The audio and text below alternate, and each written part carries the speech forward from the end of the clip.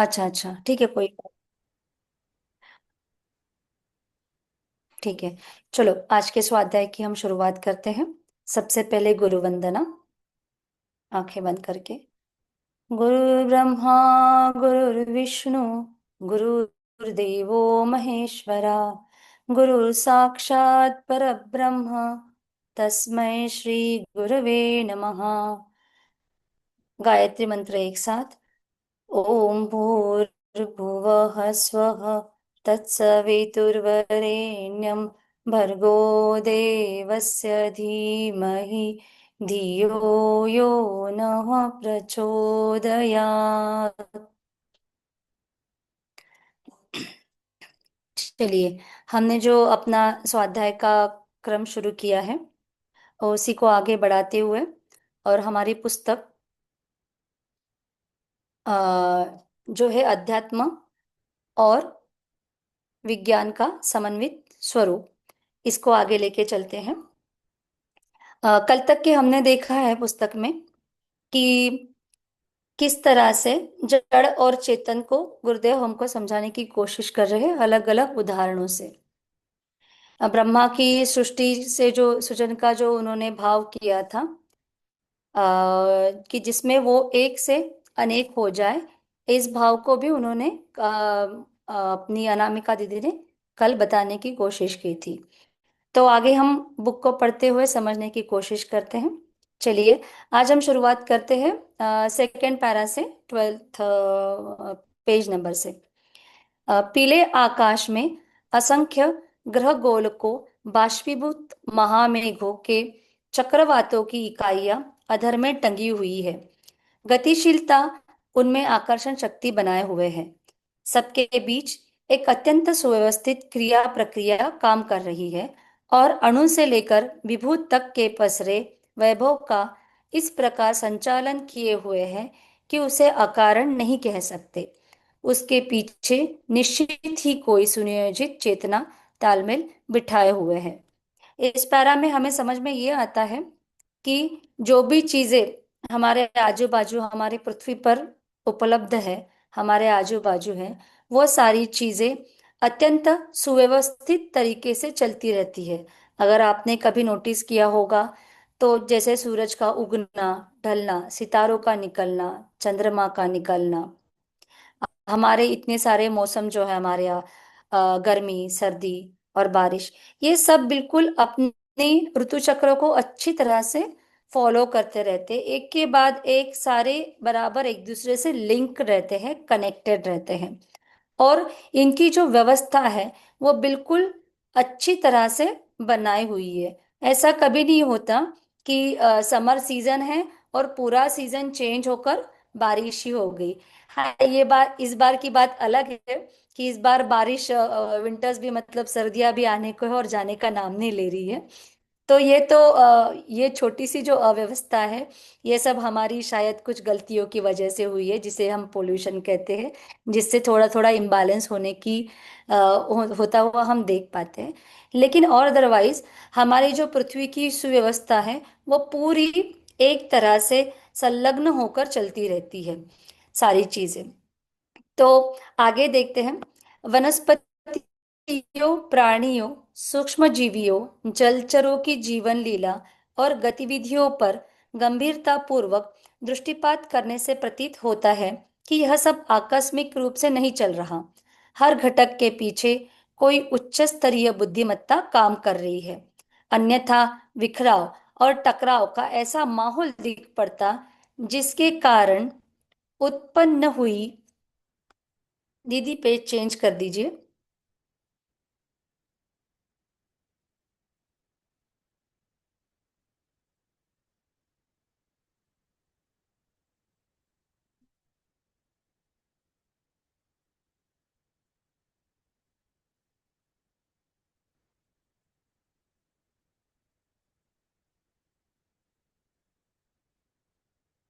ठीक है, जब तक कि पेज लोड होता है, जो हमने शुरुआत में पढ़ा वो बस यही बताने की कोशिश कर रहा था कि सारी चीजें ना बिल्कुल जैसे हमने पहले इसमें पढ़ा कि सुनियोजित है।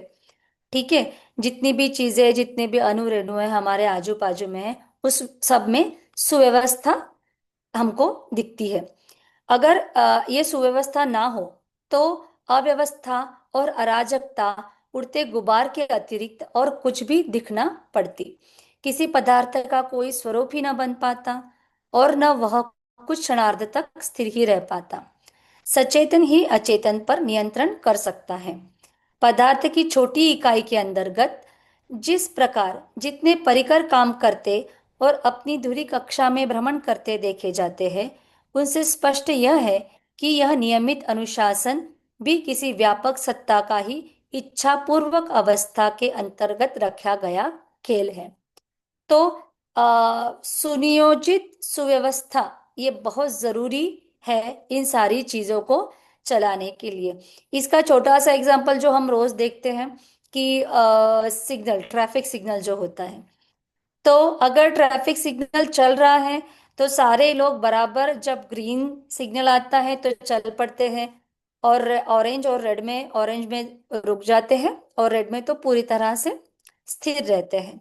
ठीक है। और ट्रैफिक सिग्नल होने की वजह से ही आप सबको दिखाई पड़ता होगा कि सारे डायरेक्शन के, मतलब लोग जो है वो अच्छी तरह से उस चौक को, उस चौराहे को अच्छी तरह से पार कर पाते हैं। और जिस दिन बंद रहा, और अगर भीड़ के वक्त अगर वो बंद रहा, तो आप सबने कभी ना कभी एक्सपीरियंस किया ही होगा कि किस तरह की एक छोटी सी अराजकता उस रोड पर फैल जाती है, और जो त्यो एक दूसरे को बिल्कुल मतलब भिड़ने की ही कगार पर रहता है। हर बार हॉकिंग होती है, हॉर्न बजाए जाते हैं, ब्रेक लगाए जाते हैं। तो ये सब किस वजह से होते हैं? सुनियोजितता वहां पर उस वक्त के लिए, उतने वक्त के लिए नहीं होती है। ठीक है। तो एक अगर सिग्नल, मतलब चलाना, इतना चलाने के लिए, सुनियोजित चलाने के लिए अगर सुव्यवस्था की इतनी जरूरत है, तो सोचिए इतनी बड़ी पृथ्वी और ब्रह्मांड, इन सारी चीजों को चलाने के लिए कितनी सुनियोजितता की जरूरत होती होगी। और ये सब पॉसिबल होता है सिर्फ सचेतन, चे, चेतन जो चीज है उसकी वजह से। इसी तरह से हम देखते हैं कि प्राणियों के शरीरों में देखे जाने वाले अंग, अवयव, रसायन, जीवाणु अपने अपने कार्य में इतने तल्लीन है, मानो किसी ने उन्हें किसी आश्चर्यजनक कंप्यूटर की तरह सुनियोजित किया हो। प्राणियों को क्षुधा, निवृत्ति, वंशवृद्धि के कर्मों में इस प्रकार जोता हुआ है कि वे अपनी व्यस्त दिनचर्या को सरलता पूर्वक पूर्ण करते रह सके। इन दोनों प्रयोजन के लिए आवश्यक साधनों का सृजन भी इस प्रकार किया गया है कि वे हर किसी को सरलता पूर्वक उपलब्ध हो सके। इतना ही नहीं, ऋतुचक्र भी इसी प्रकार का विनिर्मित है कि उससे निपटने के लिए हर जीवधारी को अपने कौशल का समुचित अभिवर्धन करने का अवसर प्राप्त होता रहे। वनस्पतियों और प्राणियों का एक दूसरे का पूरक बनकर रहना भी कितना विचित्र है कि यह विश्वास किए बिना रहा ही नहीं जाता कि यह समस्त विस्तार किसी बुद्धिमान तंत्र के संरक्षण में चल रहा है। रुक जाइए, देखते हैं हम कि हमने इसमें क्या पढ़ा। कि यहाँ पर बताया गया हुआ है कि जो प्राणी है, हम जैसे प्राणी, हम मनुष्य जीव, उसके बाद जितने भी तरह के जीव जंतु इस पृथ्वी पर अवेलेबल है, मतलब है, उन सबका जो जीवन क्रम है, यह भी बड़ी ही सुनियोजित तरीके से चलता रहा है। वो इतना सुनियोजित तरीके से चलता है कि लगता है कि किसी ने इसको किसी कंप्यूटर, यहाँ पर कंप्यूटर का एग्जाम्पल भी दिया है, कि इतने अच्छे से अपने अपने कार्य करने में तल्लीन होते हैं सब लोग, कि मानो किसी ने उन्हें किसी आश्चर्यजनक कंप्यूटर की तरह सुनियोजित किया हो। तो कंप्यूटर की तरह क्यों बताने की कोशिश कर रहे हैं गुरुदेव? क्योंकि कंप्यूटर ये एक ऐसा डिवाइस है जो मानव निर्मित तो है, और, और बहुत ही सुनियोजित तरीके से काम करता है। उसका जो स्क्रीन हम देखते हैं, जिसे मॉनिटर कहते हैं, कीबोर्ड से हम चीजें डालते हैं, और जो हम डालते हैं उसको प्रोसेस कर कर वो किस तरह से आता है। एक छोटा सा लिंक मैं आपको उसका स्ट्रक्चर बताऊंगी कि किस तरह से कंप्यूटर काम करता है, उसी तरह से हम भी कैसे काम करते हैं ये मैं आपको बताती हूँ। कंप्यूटर में सबसे पहले जो हमारा इनपुट डिवाइस होता है, मतलब हमको जो चाहिए हमको उसे देना पड़ता है। ठीक है। तो इनपुट के लिए हम सबसे ज्यादा यूज करते हैं वो है कीबोर्ड का। तो कीबोर्ड की जो बटन्स है उस पे से हम उनको चलाकर हम चीज़ों को कंप्यूटर में, उसके प्रोसेसर में डाल देते हैं। उसके बाद जिस तरह से भी हमको उन चीज़ों को चलाना है, प्रोसेस करना है, वो प्रोसीजर जो है वो कंप्यूटर के अंदर होती है, जिसमें होती है, उसको कहते हैं सेंट्रल प्रोसेसिंग यूनिट, सीपीयू। ठीक है। तो सीपीयू समझ लो कि ये कंप्यूटर का एक दिमाग होता है, कि जो भी सारी चीजें हम उनको डालते हैं, कंप्यूटर से करवाना चाहते हैं, उस सारी चीजों को एक साथ मिलाकर वो प्रोसेस करता है, और उसको फिर हमको दिखाता है उसका आउटपुट। और आउटपुट हमको दिखता है कभी स्क्रीन में, और कभी अगर हम गाना सुनना चाहते हैं कंप्यूटर को बोलकर, तो वो आउटपुट हमको स्क्रीन पर नहीं दिखाता। गाना सुनने का जो आउटपुट है वो हमको हमारे स्पीकर से मिलता है। ठीक है। और अगर हमने कीबोर्ड से डाला है कि हमको प्रिंट आउट चाहिए, तो प्रिंट आउट का जो आउटपुट है, मतलब जो हमको मिलना है, तो वो हमको स्पीकर से नहीं मिलता, वो मिलता है हमको प्रिंटर से। तो इसका मतलब है कंप्यूटर का जो सीपीयू है, सेंट्रल प्रोसेसिंग यूनिट जो है, वो बिल्कुल हमारी बुद्धि की तरह या किसी एक प्रॉपर सिस्टम की तरह काम करता है, कि जो चीज जहां पर चाहिए, जिस वक्त चाहिए, उसी वक्त वो हमको देता रहता है। तो है ना।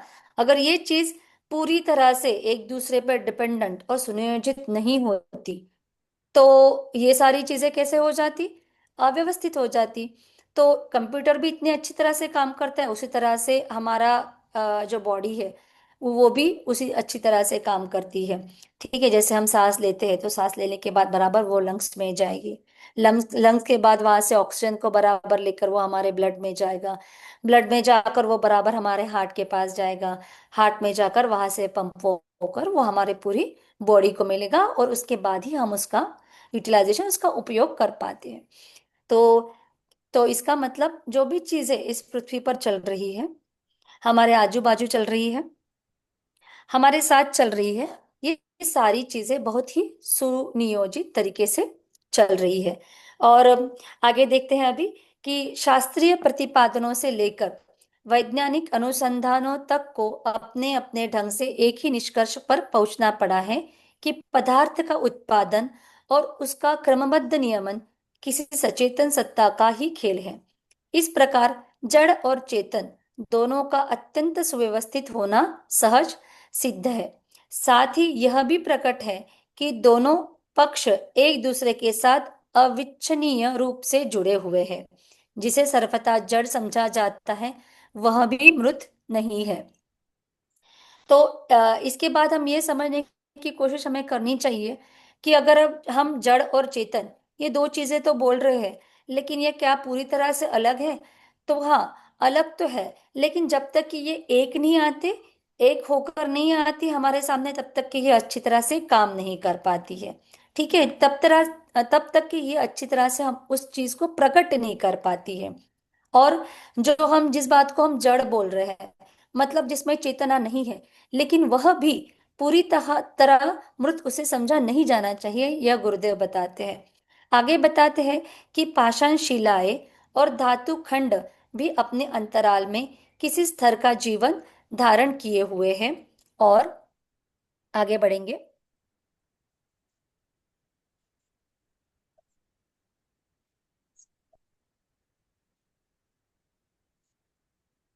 Next page please.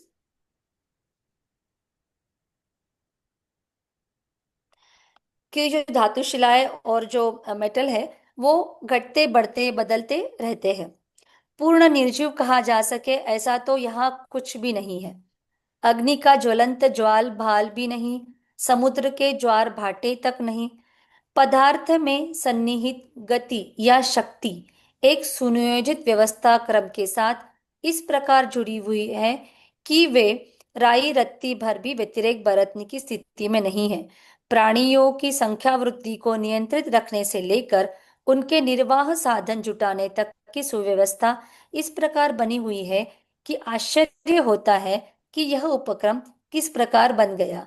हर प्राणी की चेतना इस ढांचे में ढली है, कि वह सुखपूर्वक जिए और दूसरों को सुव्यवस्थित रखने में योगदान कर सके। तो हम आज ये समझने की कोशिश कर रहे हैं कि सुव्यवस्थितता जरूरी है, जड़ और चेतन को एक साथ आकर अच्छे में प्रकट होने के लिए। तो जब हम कहते हैं कि चेतन में ही चेतना है और जड़ में नहीं है, लेकिन फिर भी गुरुदेव कहते हैं कि जड़ जो है वो पूरी तरह से मृत भी नहीं है। इसका मतलब उसमें चेतना नहीं है, लेकिन वह किसी अलग तरीके से खुद का अस्तित्व सिद्ध करते रहता है। इसका मतलब यह है कि अगर लकड़ी है, तो अगर वह बाहर पड़ी है, एक्सक्यूज मी, पानी पड़ता है तो वो सड़ जाएगी, गल जाएगी। अगर मेटल भी है, धातु भी है, तब भी उसमें कुछ ना किसी तरीके का परिणाम होकर वो चेंज होगा। ठीक है। वो खुद से कुछ नहीं कर सकता, उसमें खुद की चेतना नहीं है, लेकिन फिर भी वो किसी ना किसी तरह का अलग अलग परिणाम, अलग अलग चीजों का, ऋतुओं का, पदार्थों का उस पर भी होता रहता है। इसमें जैसे बताया हुआ है कि पदार्थ में सन्निहित गति या शक्ति एक सुनियोजित व्यवस्था क्रम के साथ जुड़ी हुई है। ठीक है। तो गति और शक्ति, जड़ और चेतन जिसकी हम बात कर रहे हैं, ये एक दूसरे से बहुत ही अच्छी तरह से क्या हुए हैं, जुड़े हुए हैं। और ये जुड़कर ही अच्छी तरह से काम कर सकते हैं। इसका एक एग्जाम्पल बताना चाहूंगी, वो सिंपल है। कि जिस तरह से हमारे आजू बाजू में हवा है, ठीक है। हवा पृथ्वी पर हर तरफ है, स्पेस में नहीं है। चलो, पृथ्वी पर हवा है, तो हवा में, हवा जो है हमारी, वो अलग अलग एलिमेंट से बने हुए हैं, अलग अलग दूसरी चीजों से बनी हुई है। जैसे ऑक्सीजन हो गया, हाइड्रोजन हो गया, कार्बन डाइऑक्साइड हो गया, नाइट्रोजन हो गया, इनर्ट गैसेस है, बहुत सारी चीजें। लेकिन जब ये चीजें अलग अलग तरीके से हवा में उपलब्ध है, तब ये एक्चुअली किसी काम की नहीं है। ठीक है। लेकिन जब हाइड्रोजन के दो और ऑक्सीजन का एक अणु जब एक साथ मिल जाते हैं किसी चेतना के वश, तो जब ये दोनों मिल जाते हैं तब क्या तैयार होता है हमारे लिए, H2O, मतलब पानी तैयार होता है। और जैसे ही ये पानी तैयार होता है, ये किसी ना किसी हमारे उपयोग में आ जाता है। और जब पृथ्वी पर पानी तैयार हुआ, उसके बाद ही जलचर और ये सारी चीजें आगे आगे बढ़ती गई, और हम लोगों का भी विकास हुआ, ह्यूमन की, अपने मनुष्य की उत्क्रांति हुई, और ये सारी चीजें आई। तो क्या इम्पोर्टेंट है, सिर्फ चीजों का अलग अलग होना ही नहीं, उन सब का एक साथ आकर, सुनियोजित तरीके से एक साथ आकर, उनका नए चीजों को बनना, नए चीजों में ढलना, और फिर एक दूसरे के काम आना बहुत जरूरी है। ये एग्जाम्पल हम सबको भी लागू होता है। जिस तरह से हम एक परिवार में रहते हैं, हम एक इंडिविजुअली तो एक व्यक्ति होते ही है, लेकिन जब हम सब मिलकर एक साथ काम करने की कोशिश करते हैं, तो हम अपना परिवार अच्छी तरह से चलाते हैं। और ऐसे अनेक अनेकों परिवार जब एक साथ आकर कुछ करने की कोशिश करते हैं, तो एक अच्छा समाज बनाने की कोशिश करते हैं। गुरुदेव ने जो हमारा विचार क्रांति अभियान चलाया है, इस सब को, इस बड़ी बहुत बड़े उद्देश्य को हम सब आकर, गायत्री परिवार वाले आकर चलाने की कोशिश कर रहे हैं, और बहुत ही सुनियोजित तरीके से चलाने की कोशिश कर रहे हैं। और उसमें से एक छोटा सा अंश हमारा स्वाध्याय का भी है। ठीक है। तो अभी तक के हमने देखा कि जड़, चेतन अलग अलग होते हुए भी अलग नहीं है। ठीक है। जड़ में चेतना नहीं है, लेकिन फिर भी वो पूरी तरह से मृत नहीं है। और इन सब दो को मिलकर, जब दोनों मिलकर जब कोई चीज चलाने की कोशिश करते हैं, तो वो बहुत ही सुनियोजित तरीके से चलती है, और एक दूसरे को मदद करती है, और इसी तरह से जो हमारा जो जीवन यापन है, वो चलते जा रहा है पृथ्वी पर भी। मैं खुद को रोकना चाहूंगी एक चीज, क्या कोई बता सकता है कितना वक्त हमारे पास बचा है?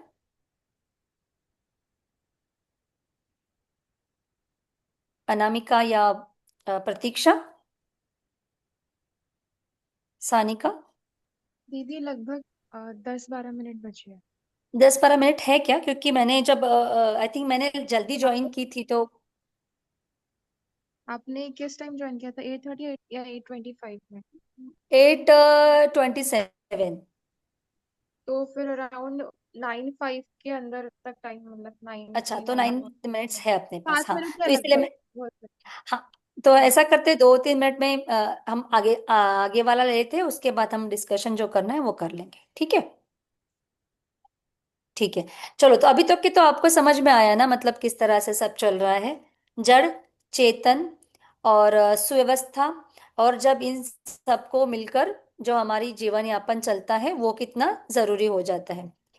आगे देखते हैं कि चेतना का अस्तित्व सुनिश्चित है। वह ब्रह्मांड व्यापी विराट भी है और प्रत्येक प्राणी तथा परमाणु में अपने अस्तित्व का सुनियोजन के आधार पर परिचय भी देती है। इसी प्रकार पदार्थ को उसके विभिन्न रूपों में विद्यमान देखा जा सकता है। वायुभूत होने पर वह दृष्टिगोचर भले ही न होता हो, पर उसका परिचय तो ठोस, द्रव्य और गैस के रूप में विद्यमान है ही। दोनों के बीच सघनता भी इतनी है कि एक के बिना दूसरे का काम नहीं चल सकता। तो हम देख रहे हैं कि सिर्फ छोटी छोटी चीजें ही नहीं, जितने भी ब्रह्मांड में अणु है, परमाणु है, हर एक प्राणी है, हर एक जीव है, हर किसी का बहुत अच्छी तरीके से काम चल रहा है। और ये काम, उसका खुद का काम चलते चलते एक दूसरे के लिए भी हम कुछ ना कुछ करते रहते हैं, कुछ सोच समझ कर, कुछ बिना बताए। इसी तरह से हमारा जो जीवन चक्र है वो बहुत सुनियोजित तरीके से चलता है। फूड चेन के बारे में भी आप लोगों को पता होगा। जो फूड पिरामिड होता है उसके बारे में पता होगा, एनर्जी पिरामिड के बारे में। इसमें भी क्या बताया जाता है कि जो नीचे के लेवल के प्राणी हैं वो ऊपर वालों पे डिपेंडेंट रहते हैं, उसके ऊपर वाले उसके ऊपर वाले पे डिपेंड रहते हैं। इसी तरह से क्या होता है कि हम लोग एक दूसरे के ऊपर डिपेंडेंट भी है। ठीक है। कोई इंसान जब सिर्फ अकेला रहता है, अगर वो कोई काम नहीं कर रहा है, सिर्फ एक ही जगह पर बैठा है, तो उसका जीवन यापन करना बहुत मुश्किल हो जाएगा। हमको भी हर चीज हम अपने हाथों से कर तो सकते हैं, लेकिन कभी ना कभी हमें किसी ना किसी की जरूरत तो पड़ ही जाती है। वैसे तो हम लोगों को रोज बहुत सारे जनों की जरूरत पड़ती है। दूध वाले से लेकर, पेपर वाले से लेकर, ट्रांसपोर्ट वाले तक के, है ना। तो इसका मतलब क्या है कि हम लोग अकेले एक खुद व्यक्ति, अ, एक स्वतंत्र व्यक्ति होते हुए भी हम किसी ना किसी तरह एक दूसरे पर डिपेंड करते हैं। और ये डिपेंड करना एक तरह से अच्छा है, क्योंकि हम क्या करते हैं, डिपेंड होने की वजह से हम एक दूसरे के लिए कुछ ना कुछ अच्छी चीज देते हैं या लेते हैं।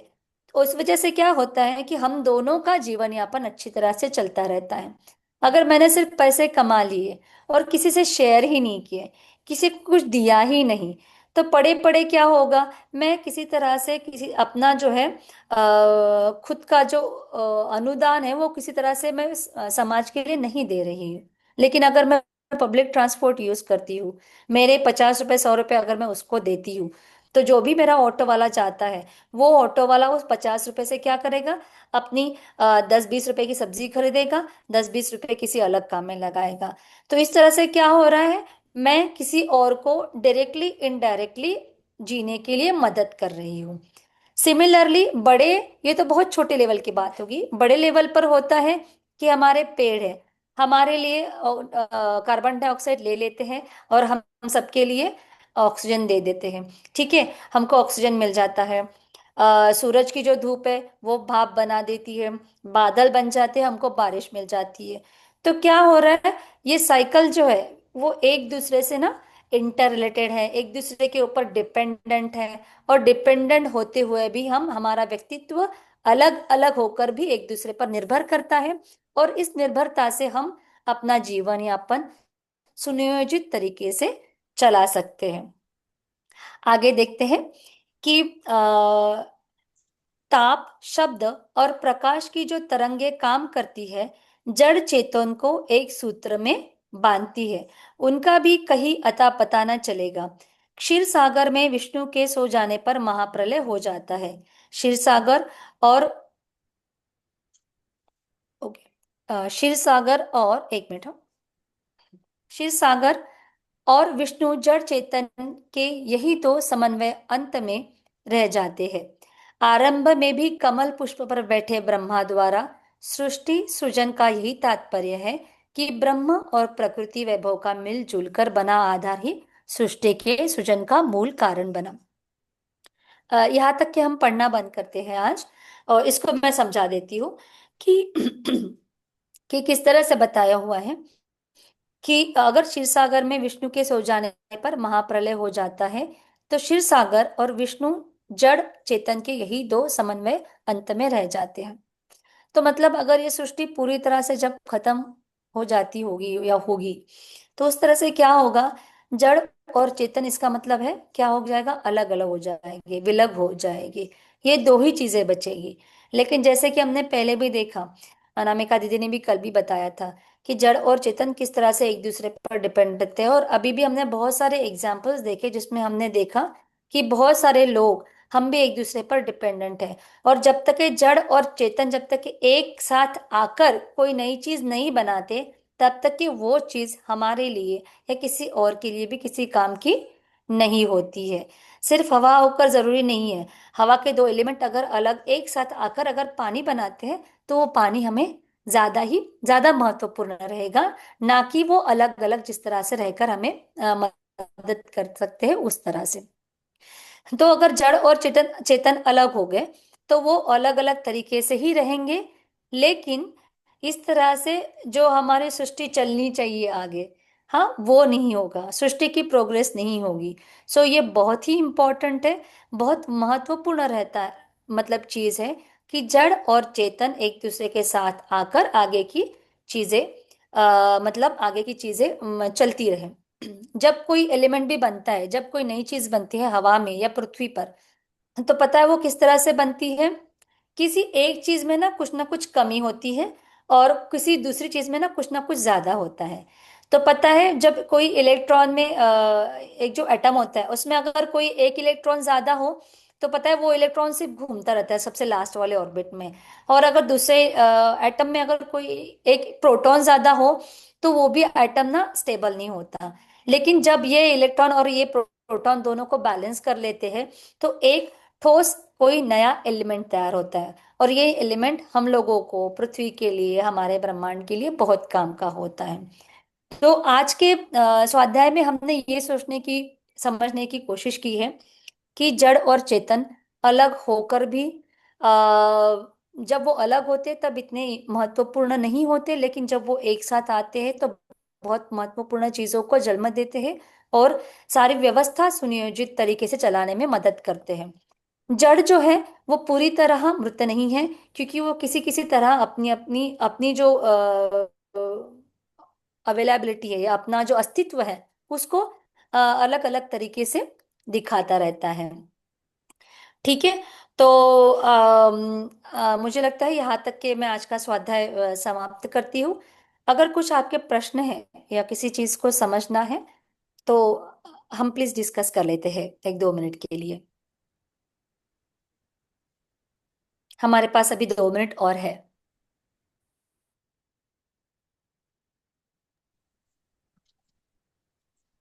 इस किताब से या आज के स्वाध्याय से हमें आस्तिकता भी यहाँ पे दिखाई देती है कि इतना बड़ा ब्रह्मांड, इतनी सारी चीजें और उसमें इतना सुनियोजित समन्वय, ये कोई शक्ति के आधार पर ही हो सकता है। कोई सचेतन ही इसको कार्यान्वित कर सकता है। ये हमें यहाँ से दिखाई देता है कि आस्तिकता के सिवाय मतलब कोई ना कोई एक शक्ति, ब्रह्मांडीय शक्ति बोलो कि एक परमात्मा शक्ति है, उस शक्ति ने ये सब कुछ सुनियोजित ढंग से बनाया है। जो सब कुछ चल रहा है बहुत ही सही तरीके से, उसके सिवा ये हो ही नहीं सकता। तो हमें ऐसी शक्ति को जरूर मानना चाहिए। कोई अगर कोई भगवान को नहीं मांगता है, मूर्ति को नहीं मानता है, लेकिन ऐसी शक्ति जो इस सब को चला रही है उसको जरूर मानना चाहिए। एक मुझे छोटी सी कहानी इसमें याद आती है कि एक बच्चा होता है, उसको भगवान पे विश्वास नहीं होता है, तो अपने पिता को पूछता है। उसके पिता शिक्षक होते हैं, तो बोलते वो तब तो उसको कोई उत्तर नहीं देते, बोलते बेटा बाद में बताता हूँ तुम्हें। मतलब वो बोलता है कि मुझे भगवान पे विश्वास नहीं है, तो बोलते ठीक है कोई बात नहीं, मैं तुम्हें बाद में कभी बताऊंगा। तो फिर वो स्कूल में जब जाते हैं, तो स्कूल में वो अपने एक टीचर्स रूम में उसको बुलाते हैं एक बार। और वहां पे पृथ्वी का ग्लोब रहता है। पृथ्वी का ग्लोब होता है, तो बच्चा वहां पे जाता है और वो देखता है पृथ्वी का ग्लोब, और इतनी बारीक बारीक उसमें नदियां और लोह मार्ग, ये सारा सारा वो बारीक बारीक सब चीजें, खंड अलग अलग, ये सब कुछ देखने के बाद वो बोलता है कि पिताजी ये किसने बनाया। तो ये प्रश्न जब उसके पिताजी को वो पूछता है कि किसने बनाया, तो फिर उसके पिताजी बोलते हैं कि बेटा इतना सा छोटा सा ग्लोब को देखकर तुम बोल रहे हो कि ये किसने बनाया। तो उसी तरह से ये जो पृथ्वी है, ये सारे बराबर सूर्य का आना जाना, मतलब विंटर समर, ये सब कुछ जो सब कुछ हो रहा है, ये सारा ये किसी ने ना किसी ने तो बनाया होगा। बस वो शक्ति ही भगवान है, तुम उसको मानो। और यही इसको मतलब अगर तुम इसको मानते हो कि किसी ने तो भी बनाया होगा, बस वो शक्ति को तुम भगवान समझ सकते हो। तो इस तरह से सचमुच हमारी बॉडी, उसमें जो बारीक बारीक नसें हैं, मतलब मोटर और सेंसरी और मोटर नर्व्स है, मतलब क्या क्या नहीं है इस बॉडी की। जब मेडिकल बच्चे पढ़ते हैं, उनको कितनी सारी पढ़ाई करनी पड़ती है। और एक कितनी भी बोलो तो अभी तक साइंटिस्ट ने ऐसा शरीर निर्माण नहीं कर सकता। तो इसके पीछे वो शक्ति कितनी बड़ी है, इसका हम समझ सकते हैं।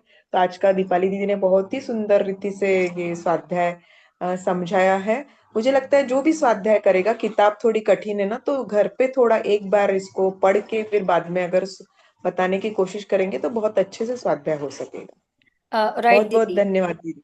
राइट दीदी, बिल्कुल। एक बार शांति पाठ कर लेते हैं, हमारी रिकॉर्डिंग पूरी हो जाएगी, फिर हम यूज करेंगे टाइम को। ओम द्यो शांति अंतरिक्ष ग्वं शांतिः पृथ्वी शांतिरापः शांतिरोषधयः शांति वनस्पतयः शांतिर्विश्वे देवाः शांति ब्रह्म शांतिः सर्वं शांतिः शांतिरेव शांतिः सामा शांतिरेधि। ओम शांति शांति शांति ही सर्वाष्टसु शांतिर्भवतु। किसी को कुछ पूछना है क्या? अच्छा, अनामिका दीदी, या कुछ डिस्कस करना है नेक्स्ट बुक के बारे में, मतलब बुक फेयर के बुक के बारे में?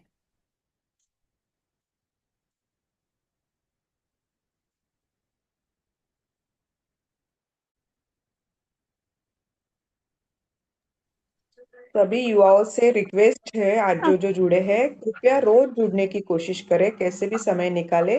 ये स्वाध्याय आपके जीवन को बदल देगा, इसीलिए रोज आप भी जुड़िए और एक एक दो दो लोगों को भी इसको इसमें जोड़ने की कोशिश करिए। इससे बहुत फायदा होता है अपने जीवन में। ओके। एक ही मिनट बचा है।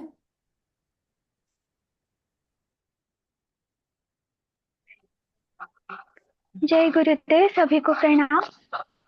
अ, हमारे पास एक ही मिनट बचा है, तो मुझे बस दीपाली दीदी से कुछ कहना था कि मैंने उनको एंकरिंग करते हुए तो बहुत बार सुना है, और आज मैंने फर्स्ट टाइम उनका स्वाध्याय अटेंड किया है। तो दीदी, मुझे आपको ये कहना था कि आपके आवाज में एक बहुत अच्छा भारीपन है, तो वो सुनने को इतना अच्छा लगता है, ऐसे ठहराव के साथ लगता है, तो ऐसा लगता है सुनते रहो बस। तो एकदम कामली आप एकदम ऐसे सुव्यवस्थित तरीके से समझाया, उसके लिए बहुत बहुत धन्यवाद। बहुत प्रतीक्षा, अच्छा लगा। कोशिश कोशिश शुरू है और कुछ नहीं। आपसे धन हम इंस्पायर्ड होते हैं। मैं अपने बड़ों से सीखती हूँ, आपको पता है सब बड़े कौन है हमारे। है ना? जी, चलो, सही है। Thank you so much. I think हमारा भी टाइम में भी खत्म हो गया है। ठीक है, let's end the meeting. Thank you so much everyone. Thank you. रखते हैं।